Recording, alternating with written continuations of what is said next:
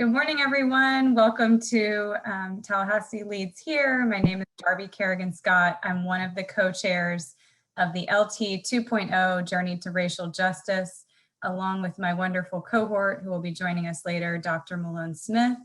And we are really excited to welcome you to an excellent session here today with two phenomenal civil rights attorneys who have done leading civil rights litigation in the country. We're very, very lucky to have not only attorney Ben Crump, but also attorney Jasmine Rand with us here today. So with that, I would like to turn it over to our committee member, Jasmine Henderson, who's been instrumental in planning the day. Thank you, Darby, and thank you all for being here. I have the pleasure today of introducing a dynamic attorney who's going to be addressing us first, attorney Jasmine Rand. She is the founding attorney of Rand Law, LLC, which specializes in civil rights, catastrophic personal injury, rape, and wrongful death. Known for her representation of the Trayvon Martin and Michael Brown families, Rand excels in the civil rights arena and has been involved in police brutality cases throughout the nation, from the LAPD to the NYPD. Currently, Rand is an international legal and media strategist.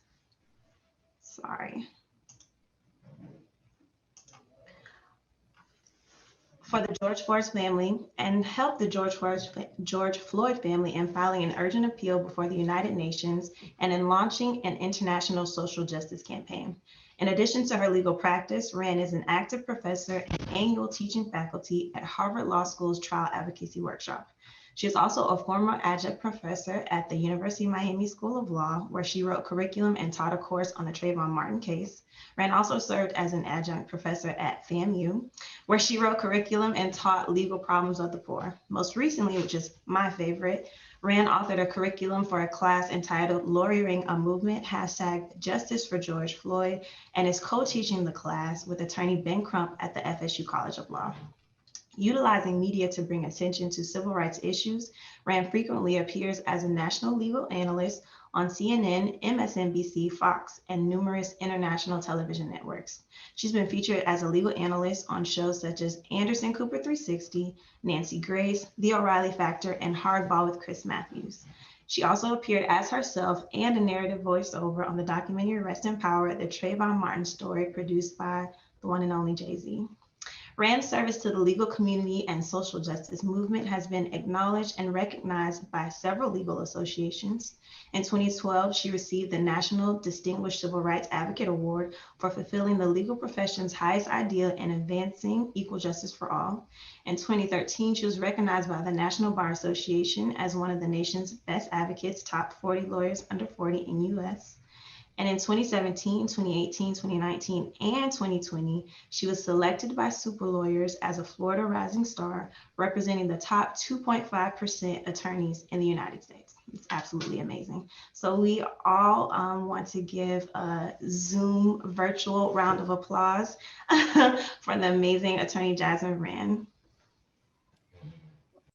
Thank you so much. I want to thank Leadership Tallahassee for inviting me to speak this morning. And I'm going to speak briefly, and then we'll be joined by attorney Benjamin Crump, my colleague that I've been working with for over a decade now. And so before Ben gets on, I want to tell you a little bit about how I met Ben and how I know Ben and how I've come to work with Ben for over a decade now. Actually, I have very close ties to Tallahassee myself. So Ben and I speak, all over the country and all over the world, but it certainly feels good to speak somewhere where I've called home and where Ben continues to call home. So it's exciting for me to speak to you all today. And I actually met Ben when I was a law student in Tallahassee. I attended FSU College of Law, and I was a member of the Black Law Students Association, and Ben was the speaker for our induction ceremony. And I'll never forget what Ben said. He said a quote during his speech. He said, the scientists say it's aerodynamically impossible for a bee to fly. It's a good thing the bee didn't listen. And so that quote really spoke to me and my career path, which was pursuing a career in civil rights and in social justice, and really entering into a world that often seems like impossibilities. Creating local change, certainly creating change throughout our nation and the globe, oftentimes seems impossible. You have to have a lot of faith and vision in things that you can't see to believe that we're able to really change and positively impact the world around us. And I wanted to work with attorney Benjamin Crump because he's one of the few people I've met in my life that truly has just God-given vision. And so, you know, I recognized that when I met him probably about 12 or 13 years ago now. And certainly I think our nation and the world has come to recognize that about Benjamin Crump. And I think Reverend Al Sharpton said it most poignantly when he said and dubbed Ben Black America's Attorney General. And so he has certainly become a spokesperson for African Americans. Many people don't know this, but he's an incredible advocate for women's equality as well, myself included. As a relatively young woman entering the legal profession, Ben has always been a champion for my career and ensuring that I'm treated equally. And so Ben's work is most proximately in racial equality, but he's really a human rights practitioner in the United States and really throughout the world. I've worked on cases. My first big case with Ben was really the back end of the Martin Lee Anderson case that many of you are familiar with, that occurred in Bay County, Florida, when 14-year-old Martin Lee Anderson was beaten to death in a juvenile detention center in Bay County, Florida. And so that was kind of my first experience in the civil rights world with Ben. That experience developed into representing the families of Trayvon Martin as an attorney, the families of Tamir Rice, of Michael Brown. I've worked on probably 100 or 200 cases, police brutality cases with Ben at this point, and worked with both Den and Daryl Parks when I first graduated from FSU. I was the head of their civil rights department at Parks and Crump. Currently, I'm doing a lot of different work with Ben. We are working on a lot of exciting projects, one of which you heard Ms. Henderson say is that I am currently the international media and legal strategist for the George Floyd legal team. And so when Ben began working on the George Floyd case, he called and asked me to lead the international legal strategy and to lead the international media strategy. And as part of that campaign, we wanted to ensure that we fought for justice for George Floyd, not only here in the United States and in our highest courts, and to push for policy here domestically, but we felt that this case was a case that needed to be held by the highest courts, heard by the highest courts and tribunals in the world. And so I was charged with writing an urgent appeal to the United Nations, which was recently taken up by the UN, and the United Nations is conducting an investigation into the killing of George Floyd and to police brutality and structural racism in the United States generally. And so just this week, Ben and I actually presented we argued in the George Floyd hearing before an international commission addressing structural racism and police brutality in the United States, and talked about that case in terms of police brutality and structural racism in the United States. And Ben and I, as leaders, and I know I'm addressing a group of leaders today, so it's a little different. A lot of times I'm talking to students and you know, trying to inspire students, but leaders are something different, right? And so it's a different message that I share when I'm in a room full of leaders, because what it means to be a leader is to be a visionary. It is to be aspirational. It's to think of and create something that is not yet in existence. And so one concept that Ben and I have been working with a lot, in addition to fighting ongoing systemic racism and police brutality cases, is that that's simply not enough. And that our job as civil rights leaders, as human rights leaders, is not just to stop Black men from getting shot in the back, it's shooting them to the moon. And what do I mean by that? What I mean is that we have to take our practice, we have to take what we're asking for and what we're demanding in terms of equality beyond brutality. The goal in the end game in our practice can't be that Black men don't get shot in the back anymore. That's not enough. The goal in the end game is creating true systemic equality. And what is true systemic equality? true systemic equality is access to economic gain. It's access to employment, it's access to education, it's access to equality within our healthcare system. And so Ben and I have been working on concepts that we're referring to as future of justice.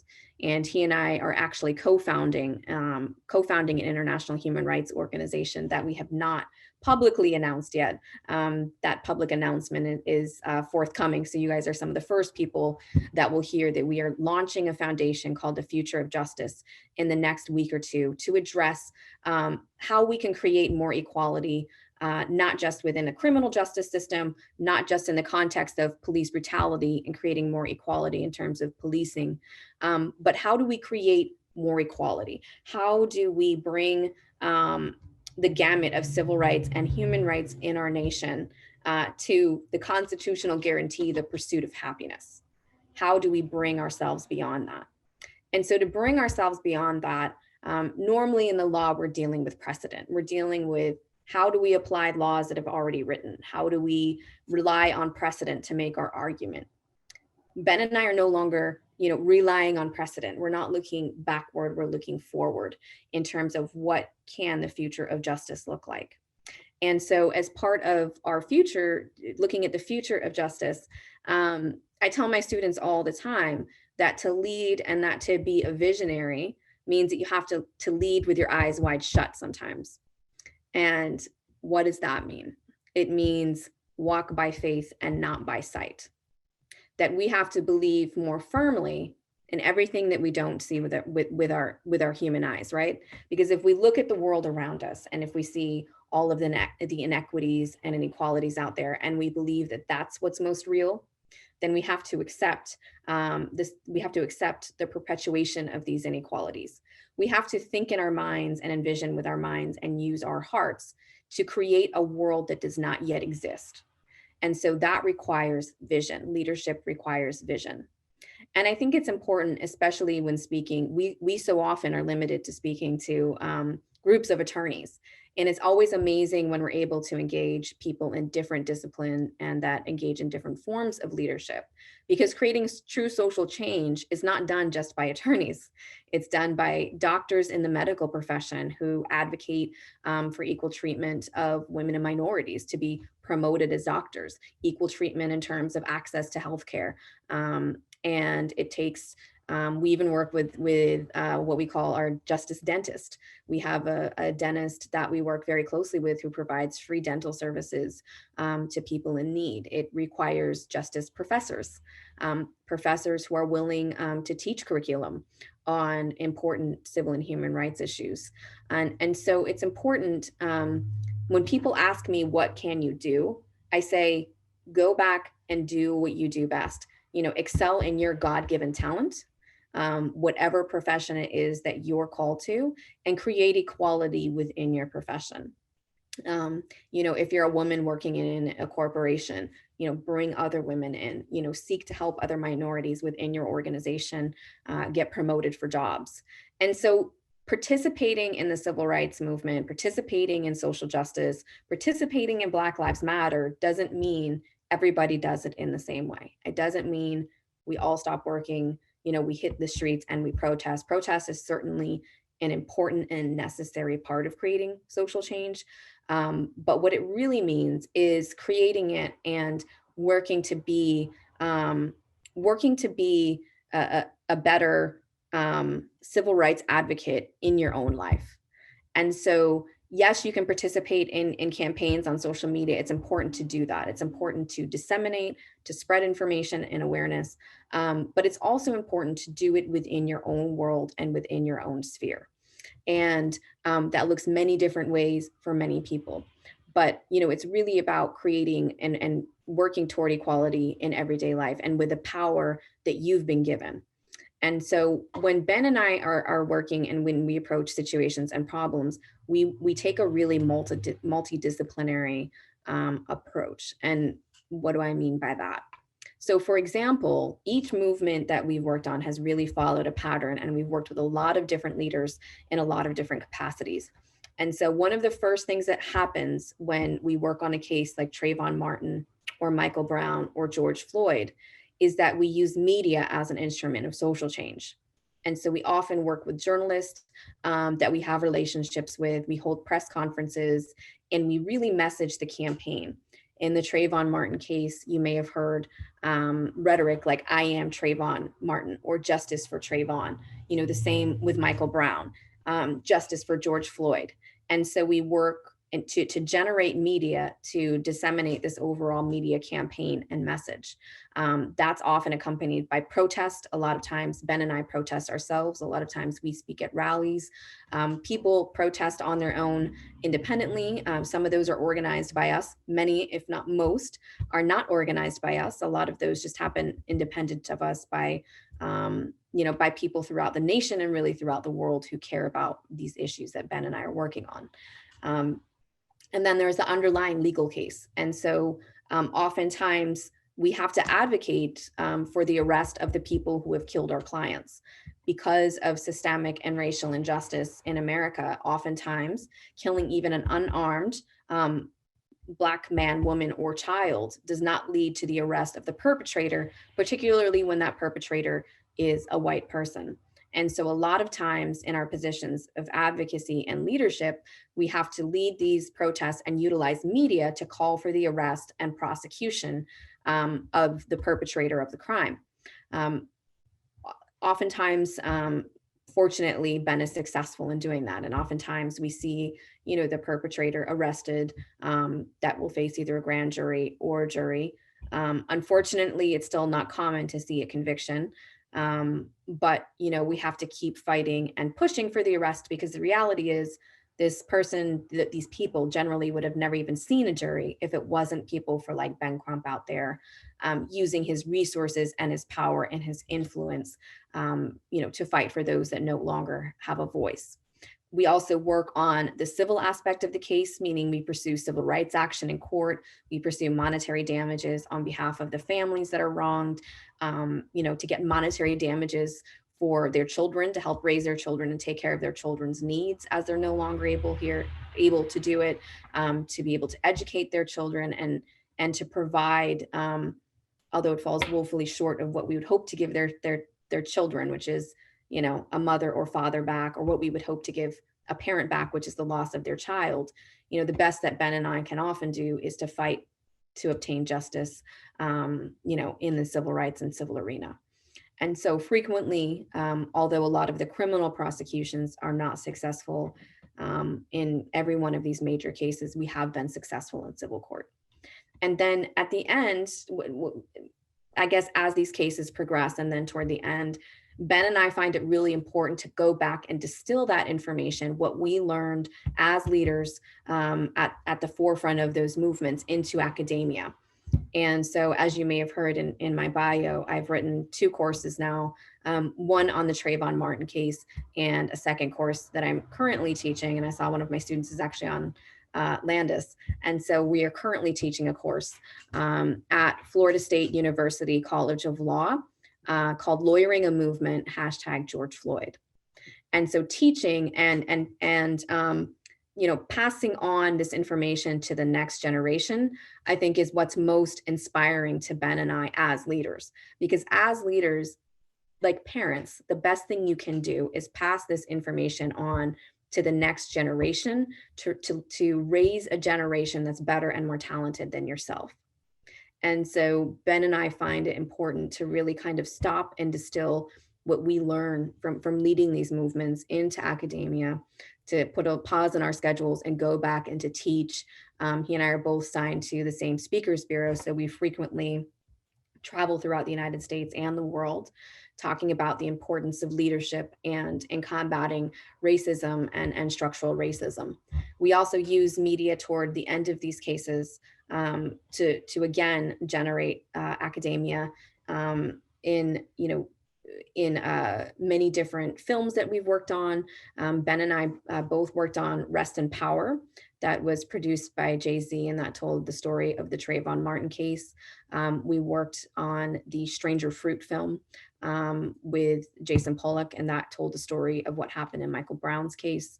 And so Ben has also published a book called Open Season: Legalized Genocide of Colored People. And so it's important for us to, again, distill that information into academia, into the world of film, and into books so that these ideas, concepts, and what we've learned kind of continues in perpetuity. And so as leaders, it's important that as we're progressing ourselves, as we're learning more, and as we're reaching higher levels in our profession, to reach back and to teach and communicate what we've learned to younger generations of people to ensure that they grow up, more talented and with more in their arsenal than we had. And so I also want to talk today a bit about mine and Ben's program, which is called, or the organization that he and I are founding, called The Future of Justice.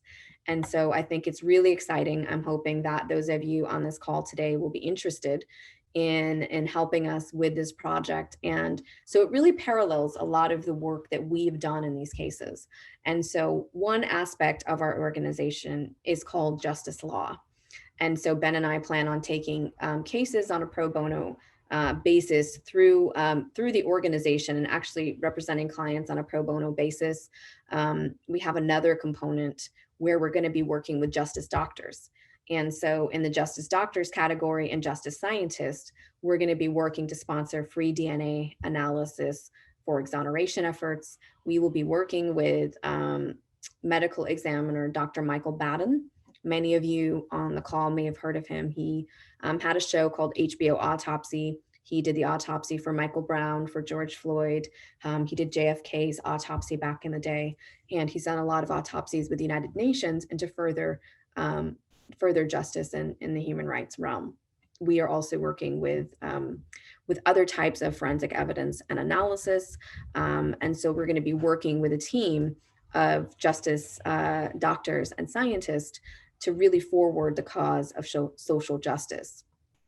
Another prong of our organization is called Justice University.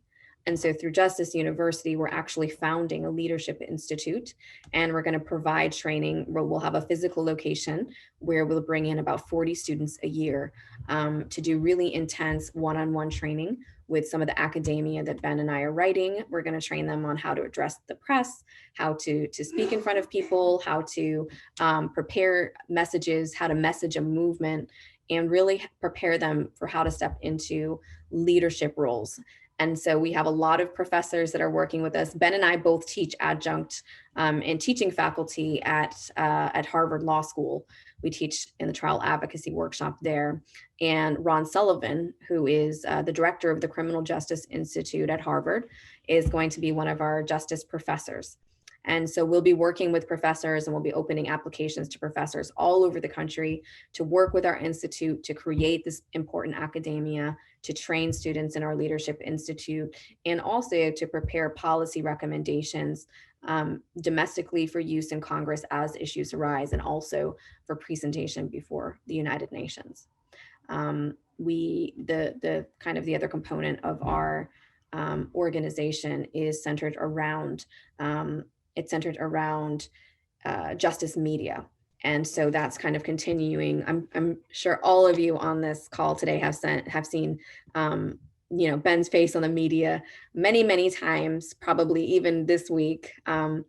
Even if you don't want to, it's kind of hard to miss him. He is so frequently appearing on national and international media and just presenting, representing these causes that we work on in such a dignified manner, and works tirelessly, which is why, I'm on the call today. Ben will be joining us shortly. He's coming in from a hearing. But we're going to be working on justice media, and our goal is really to produce content on these issues that we care about, and to create, not just to appear as attorneys on the cases that we're working on, but really to create the content that we want to see in the world, and to produce film, to look at different African civilizations and capture pieces of history and bring that kind of history and information to the forefront for young people, and to really create equality within the film industry, to capture and film the voices of leaders that we don't often hear from. There are so many leaders doing phenomenal things throughout the country. And so Ben and I really want to give those people voices. And then kind of the last and the most aspirational aspect that Ben and I are working on in terms of the future of justice is looking beyond this world even. So to what's next. And so we're looking into space, and how do we create more equality for people in space and technology? How do we create more equality for women? How do we create more access for minority people? And looking at it on a global and international scale, how do we allow other countries who may not have as much money, power, or influence that we have, that people often refer to as quote unquote third world countries, and I certainly don't believe in that terminology, and neither does Ben, but giving those countries access to equal participation in space and space technology. Because again, our goal cannot be to stop Black men from getting shot in the back. We have to look beyond brutality, and we have to create this image of where we want to see Black people in the future. Where do we want to see them in the future? Where do we want to see women in the future? Where do we want to see Latino people? How do we want to create more equality based on economics? And so it's really about leveling the playing field in every aspect of life and society, and really not limiting it ourselves. And so I hope I shared, we've not often shared our plans for Future of Justice because we haven't publicly announced it yet, but we're close to the announcement. And I think it's appropriate and important information to share, especially with a group like, Leadership Tallahassee, because as you can see, Ben and I going forward are taking a very multidisciplinary approach to creating social change. And we're going to draw on the strengths from colleagues in all different disciplines and all different areas of leadership. And so I would encourage you today, not just to join Ben and I in fighting for, especially this issue that's so important and critical in our nation right now, combating racism and structural racism, to join us not just in terms of supporting through social media or attending protests, but support us in your everyday life in creating more equal opportunity for people in your professions. Work on helping get people promoted.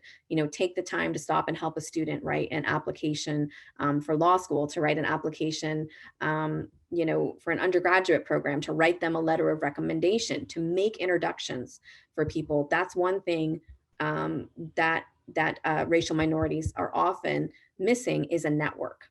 We look at generational wealth, and a lot of minorities don't come from generational wealth, and they don't have a built-in network. And so networking, taking your time to make introductions for people is really critical. And it's something that we can all do in our everyday lives.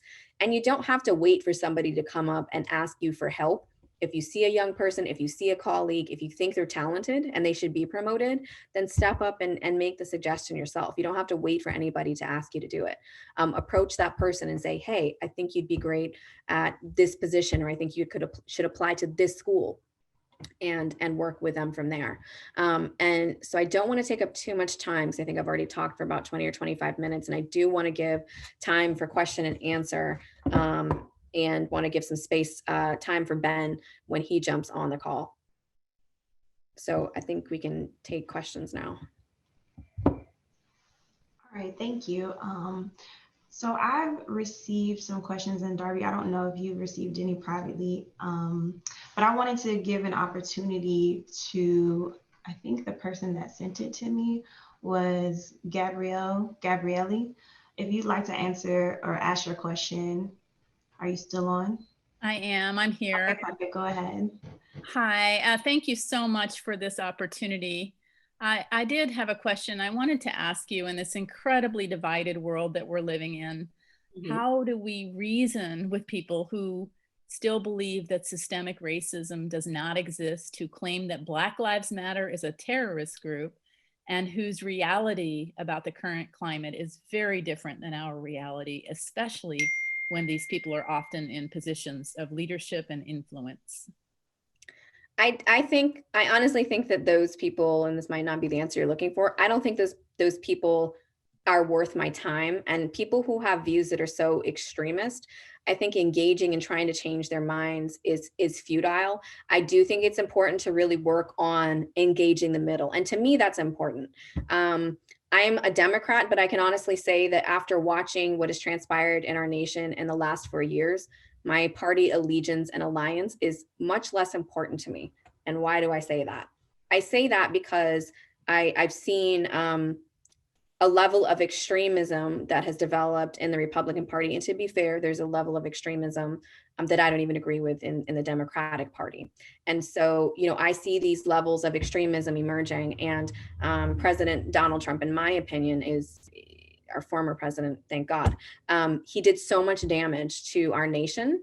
And I think that I sat down and, had a conversation with myself, and I said, I hope if I ever have a Democratic leader like that I would step up and I would condemn them. And so we have to put our nation, we have to put our morality above party politics. And so I think meeting people in the middle, I think it's increasingly, sorry, did you guys lose video?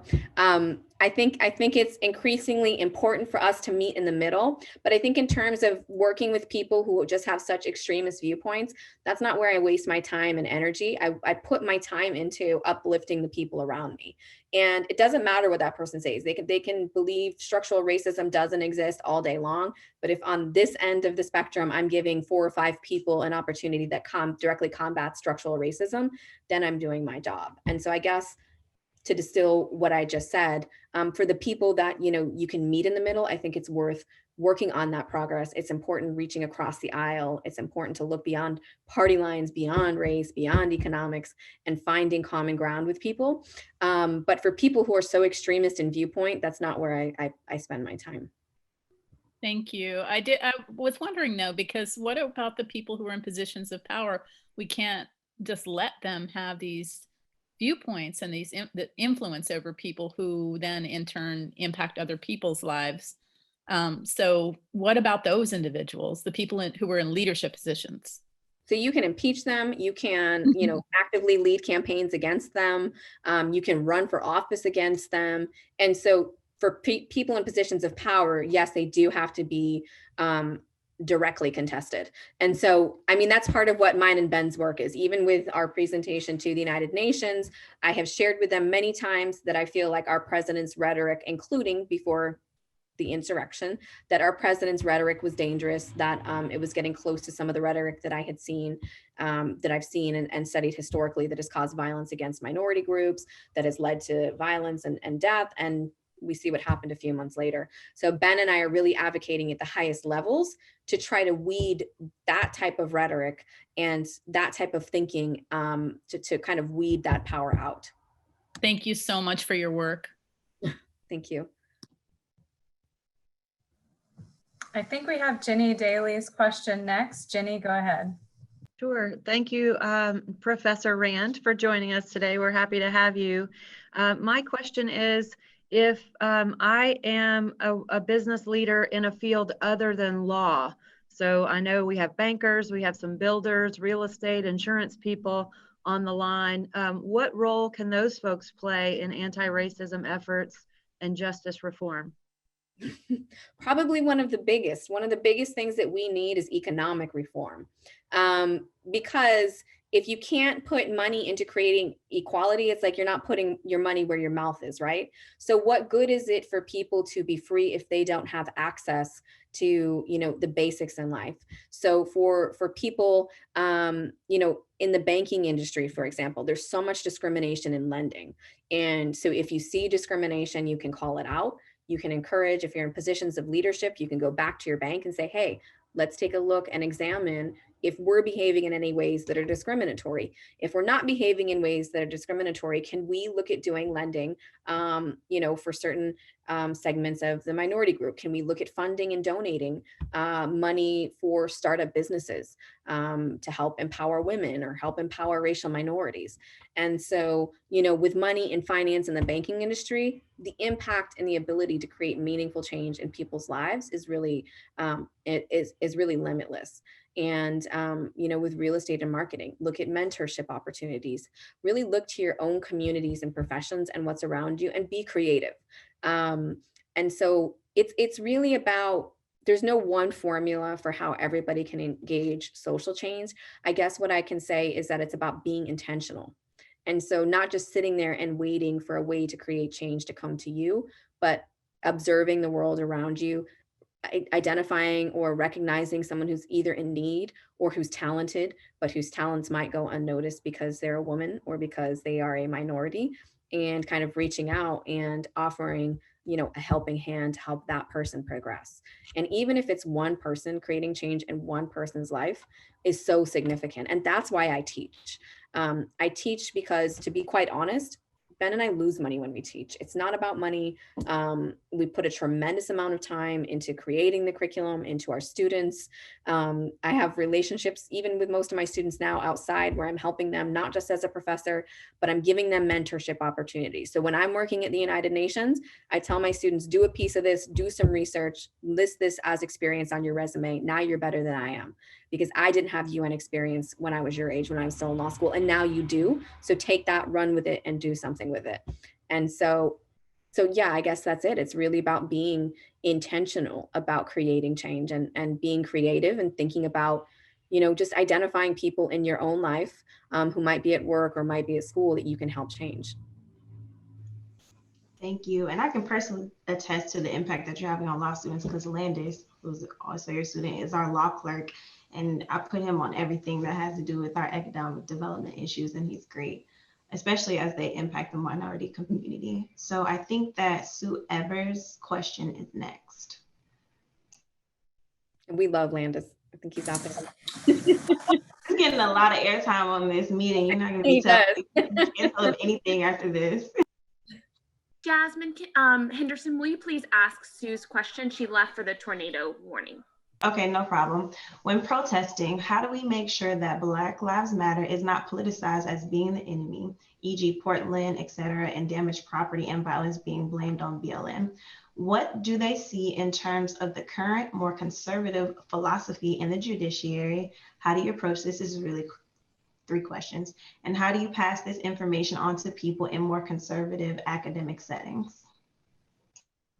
I think it kind of goes back to that sense of extremism, right? I think to even sit down and try to educate somebody about why Black Lives Matter and why protesters are not responsible for destruction of property, and why rioting is different than protesting. So that's kind of first things first. Rioting, violence, destruction of property is very different than protesting. And so certainly we don't condone any of those things. But that's, that's like imputing. That's like saying that every Republican is responsible for everything that was damaged at the White House, last week. And so that level of thinking, that just kind of goes to racism itself, to impute the actions of a few Black people onto, every Black Lives Matter protester is racist. And so I think it's just so obvious to me that, for example, I don't look at all, I'm white. I don't look at myself and say that I'm responsible for what somebody stole out of the White House last week. I'm not responsible for the officer they killed.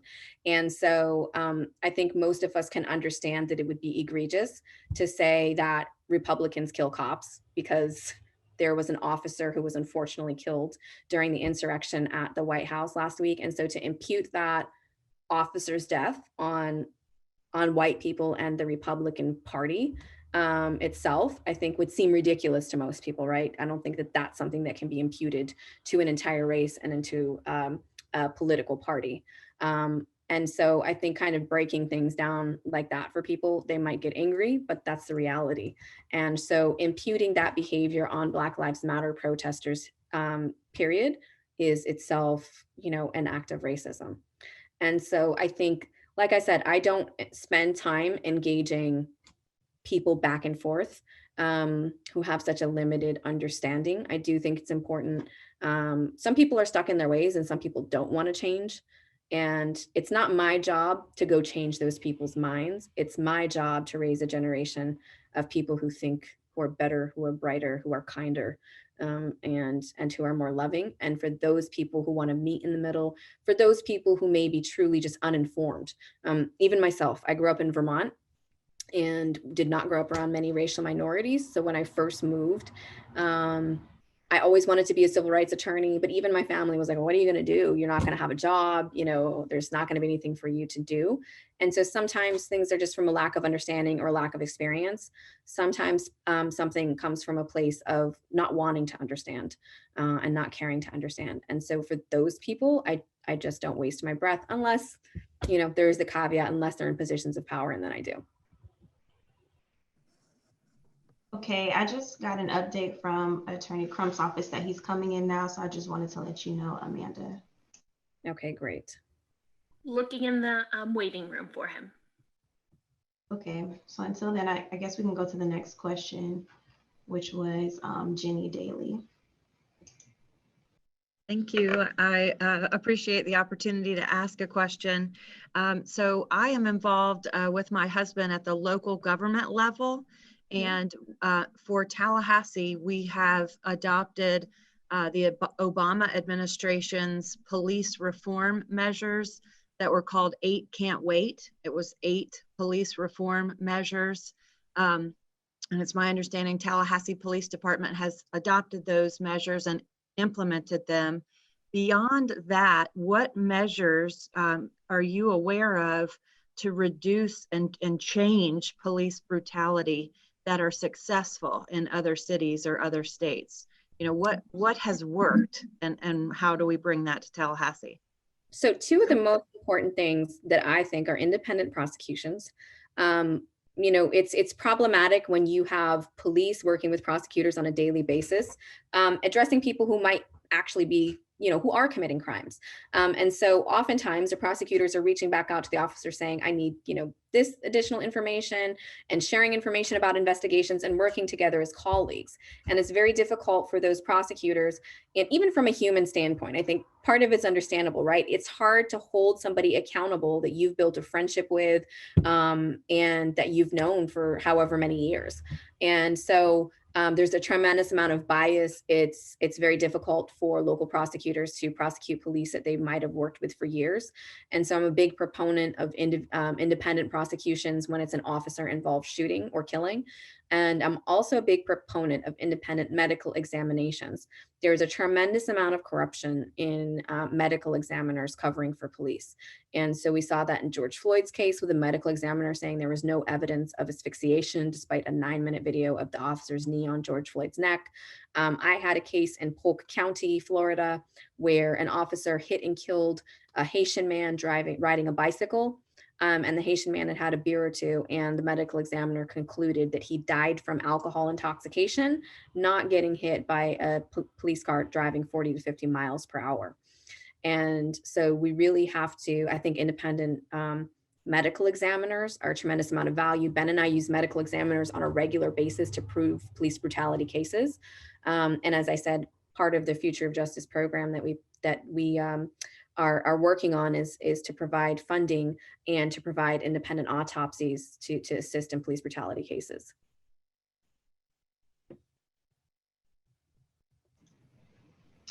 Okay. And then Amanda, can you give us an update just when they enter so we can recognize them? Yes, I haven't seen anyone come in yet. I'm going to resend the link. Jim McShane is next on the questions. Correct. Hi, Jasmine. An excellent presentation, to say the least. One of the things I noticed in a lot of the discussion at the national level is a lack of including Indigenous populations in this effort, because they certainly have been discriminated against long time. So is what you're doing going to include that group too? Well, you know, I'm a little embarrassed that Ben and I haven't talked about including the Indigenous population, but I think I'm glad you brought that up today, because my background is in international human rights, and I've certainly studied the conditions facing Indigenous people here in the United States. I studied the Japanese internment, and so I think it's important to work domestically as well. And absolutely, there have been a few cases where Ben and I have worked with Indigenous groups to try to create more equality here. And I think it's extremely important. You know, they were some of the first people oppressed, if not the first people oppressed in the United States. And so I think it's very important to support our Indigenous population. And so the answer is absolutely yes. And thank you for bringing the to my attention. It's Thank something you. we need to think about, and it's so important. Yes, thank you. I'm not sure if do we have Ben on yet? Oh, do we have Ben? And I'll tell you guys a fun fact about Ben while we're waiting.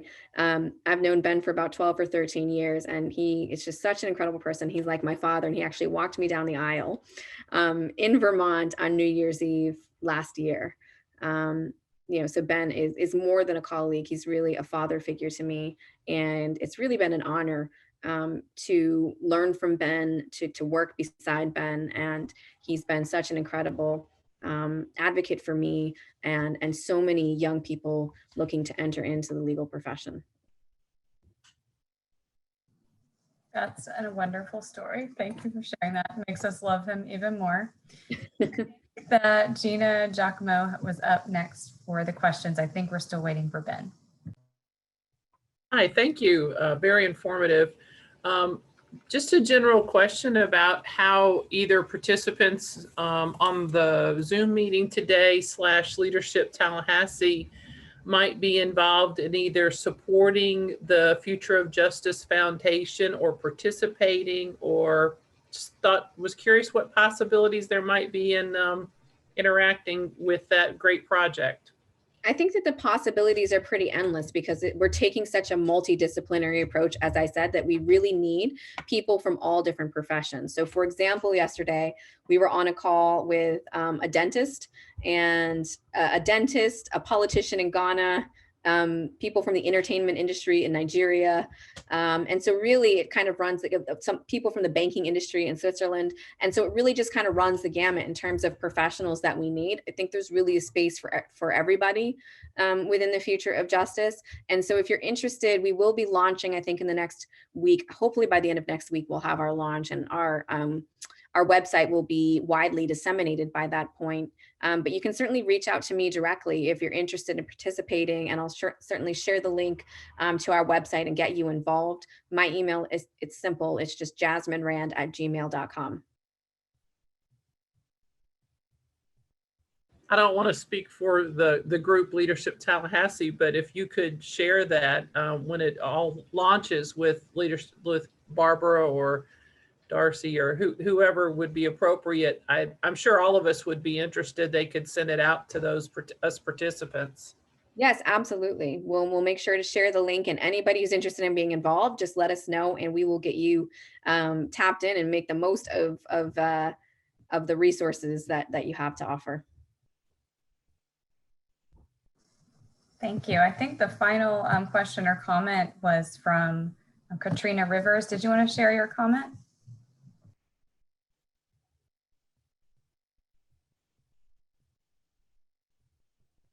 Yes, good morning. I'm the president of the Big Bend Black Nurses Association. It's the local chapter of the National Black Nurses Association. And I just want you to please consider collaborating with nurses for your the Future of Justice effort.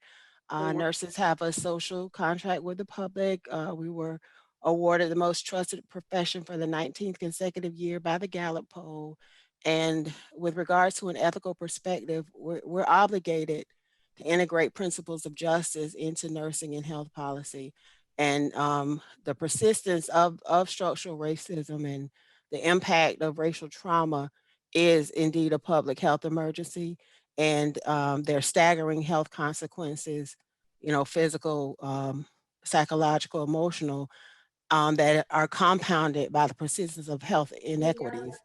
And so people are not even able to get the appropriate care that they need for that trauma at times. So this is particularly important for marginalized, vulnerable populations, and we hope that you consider nurses in your effort. Well, Ms. Rivers, we will certainly consider nurses in our efforts, and I thank you so much for what you do, particularly during this pandemic. I know that it requires so much, bravery and sacrifice on your behalves to go to work every day. And I think the pandemic really highlighted also the inequities that persist within our medical profession. And there's a book that I read on equalities in medicine, and it's called Mama Might Be Better Off Dead. And it's really a commentary on healthcare in Chicago. It really highlights how the inequities of healthcare affect a life from the time it's born. And so I think we're joined by Benjamin Crump now. I see him on. He must have got out of the hearing. And certainly, you know, we travel the world, and Ben is always speaking. The other day, he was on the phone with the United Nations from the airport. So Ben, we want to thank you for your time. We are so appreciative to you, Attorney Crump, for dialing in and inspiring leaders from whatever part of the world you find yourself in that day. Thank you so much, Attorney Jasmine Rand. I really, really appreciate you coming in and speaking to Leadership Tallahassee. I apologize. I'm literally still on a Zoom federal hearing in Dallas, Texas, but I stepped away because I thought it was important to talk to the leaders in my hometown about what's going on in America today and how we can work together to make the America that we all read about as little children accessible to all of our children. Professor Rand and I actually are teaching a course at Florida State University talking about these endeavors. And so in the brief amount of time I have, I want to thank our First Lady of Tallahassee for helping to make this happen, as well as Attorney Jasmine, also Henderson making it happen. And I just want to start, you know, I was on MSNBC last night making comments about President Biden signing the racial equity executive order. And in doing so, he commented about meeting with me and my clients, the family of George Floyd. And he said it was that case in particular that motivated him. He said there were several other cases, but in particular, George Floyd killing, where for 8 minutes and 46 seconds, that police officer had the knee on the neck of this unarmed, handcuffed Black man face down, while citizens for 8 minutes begged, argued, and pleaded, as well as George Floyd himself, to take his knee off his neck so he could breathe. Well, President Biden said that that knee on George Floyd's neck was like a knee on justice in America. And so what we have to do to remove that knee from justice in America is to have inspired, responsive, and effective leadership now more than ever in America, to take the knee off of justice and put the knee on oppression and discrimination and racism, because we have to speak truth to power every chance we get.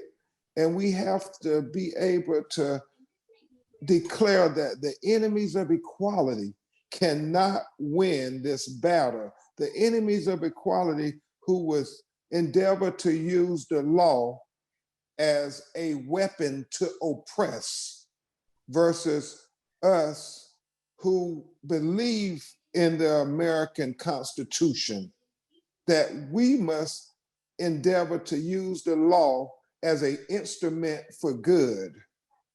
As Attorney Rand and I fight on a lot of these fronts, we continue to say that we are better than this America. We can create a more just America, a better America, where Breonna Taylor gets to sleep in peace at night and not have the police illegally and unconstitutionally and justifiably and senselessly bust into her front door at 1 a.m. And this is really personal, because I think about that could have been my mother, my sister, anybody, that they illegally lied to the police. Lied on the probable cause affidavit to encourage a judge to sign a no-knock warrant to bust in her front door. Now, I am very honest when I say I speak truth to power. I know I have a lot of friends on this call, a lot of my white brothers and sisters. They're not busting in your front doors with these no-knock warrants. But this is a reality that Black people have to deal with all across America. And then we can make a better, more just America where George Floyd gets an opportunity to take a breath. These chokeholds, many people don't know, are legal in most cities across America.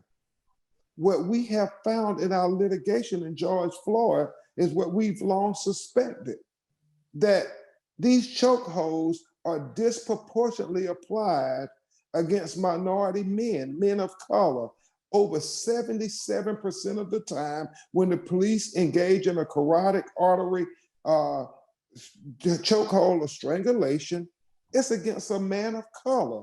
They're not choking our white brothers and sisters, and they're choking us. And we can make a better America, a more just America, where Ahmaud Arbery gets to run free and not be lynched while jogging, lynched for jogging while Black, not in 1940, not in 1950. We're talking about in 2020. March 23rd, 2020, this young Black man is jogging and he is followed by a lynch mob and he is shot and killed. And it's on video in broad daylight. And yet the police see the video from day one, but yet they don't arrest this murderous father and son duo of Gregory and Travis McMichael, because for some reason, white privilege, when you say self-defense, the police believe it as the gospel, especially when the victim is a person of color. However, when Kenneth Walker, Breonna Taylor's boyfriend, in their apartment at 1 o'clock in the morning, when the police busted open the door and they mutilated Breonna's body with 6 bullets while she was practically naked, Kenny Walker calls 911, and he is literally telling them on 911 that somebody's breaking into our apartment. Some burglars are breaking into our apartment. They shot my girlfriend. We need help. We need help quick. Now, if Kenny Walker believed it was the police, why would he be calling 911? I mean, you got his mental impressions there on that 911 tape. We don't have video on Breonna, but you have the audio, and it is heartbreaking when he says, "Stay with me, Bree. Don't close your eyes, Bree. Don't die, Bree. Please don't die." And then when the police come to him minutes later, they put a gun to his temple. He puts his hands up and say, "We thought you all were burglars. We thought you all were home invaders. It was self-defense." The police don't believe him, this Black man who's in his own home. They arrest him, take him to jail, and charge him with attempted murder on a law enforcement officer, where if he is convicted, he can spend the rest of his natural life in jail. That is what we keep talking about, these two justice systems that exist in America. One for Black America and another that governs white America. And even there was never a time when we had more of a clear example, a prima facie evidence than what happened on January 6, 2021, because we had saw all throughout George Floyd's summer, all throughout Breonna, Black Lives Matter, young people being arrested for simply exercising their First Amendment right, saying we have the right to exist. We have a right to the constitutional guarantees as American citizens, but they were pepper sprayed, they were tear gassed, and they were arrested. But then we saw white nationalists supporting President Trump attack the citadel of democracy, commit acts of treason, and the police didn't comprehend them. The police didn't detain them. They let them leave freely. And if a picture is worth 1,000 words, then that video from January 6, 2021 is worth billions. I believe I don't have to argue so strenuously anymore that two Americas exist, one for Black America and one for white America. All I have to do is show that video.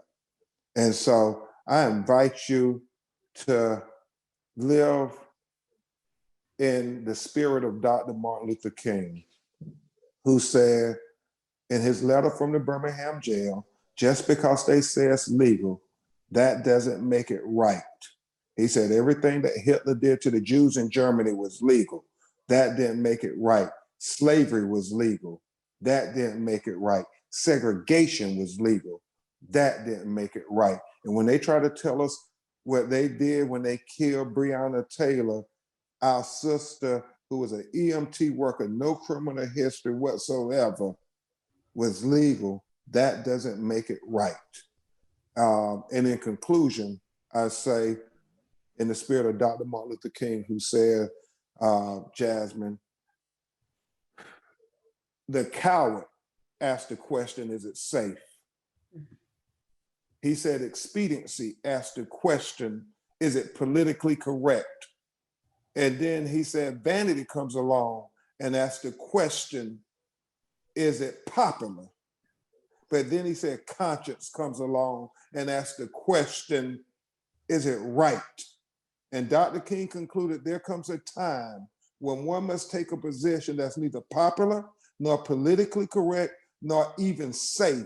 But there comes a time when one must take a position because their conscience tells them it is the right thing to do.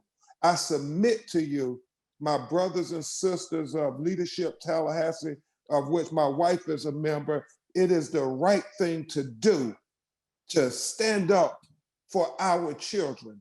It is the right thing to do to speak up for our children.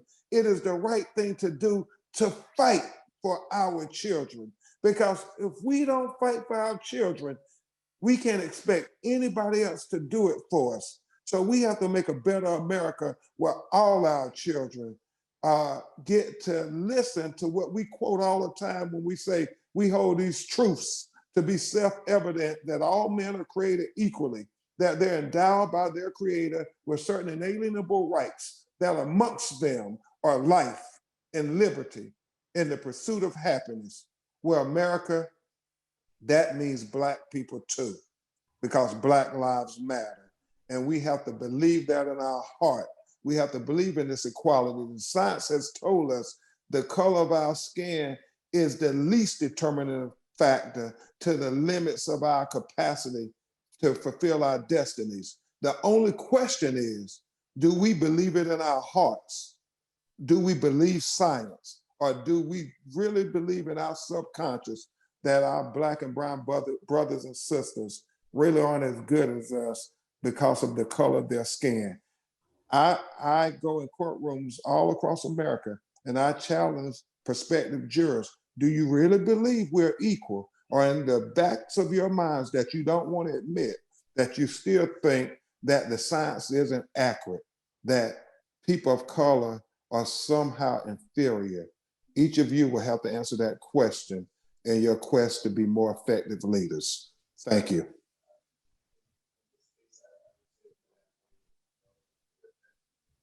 All right, thank you. I think that ends our program. And I don't know if Sharon, you want to say anything. Well, first of all, thank you, Attorney Crump, for being here today. I know that you're juggling many things and I really appreciate you being on. And Attorney Rand, I appreciate you also coming to speak to us. All the things that you all are doing are amazing. And I know that each of us would love to be a part of it.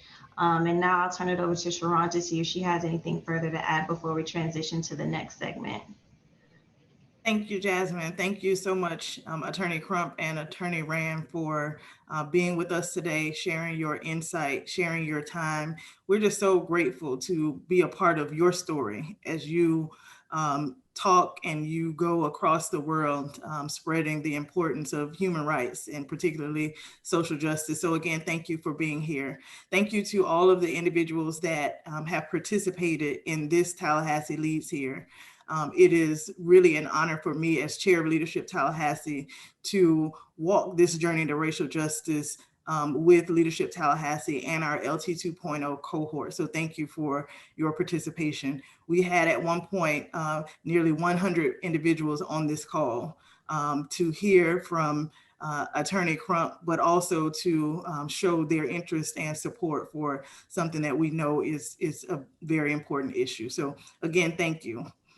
At this time, I will turn it over to Darby Scott or Malone Smith, the co-chairs for the Journey to Racial Justice LT 2.0. Thank you, Sharon. I echo everything you said. Thank you so much, Attorney Crump and Attorney Rand, for coming here today, sharing with us your vision for a more just world that we are all trying to fight for. We are so grateful for your time today, your expertise, your passion, your dedication to fighting for equality. Thank you for everything you do. And we are excited to explore opportunities to partner with you in this work to support and enhance your work. At this time, we are going to take a brief break. We're going to push back a few minutes. So let's just take about a 5-minute break, and then we will come back with just the LT 2.0 Racial Justice cohort. So if you joined us from outside the cohort, thank you for being here and to log off. A quick announcement Barbara wanted me to make is that Leadership Tallahassee Class 39 applications will be released soon on February 1st. This is just a window into the amazing program that you get to experience if you participate in Leadership Tallahassee. I know all of us who have been through it can't recommend it highly enough. So please check it out if you have never participated in the program. And for everyone else in the cohort, we will see you shortly. Again, thank you so much to Attorney Rand and Attorney Crump for being here today. Thank you.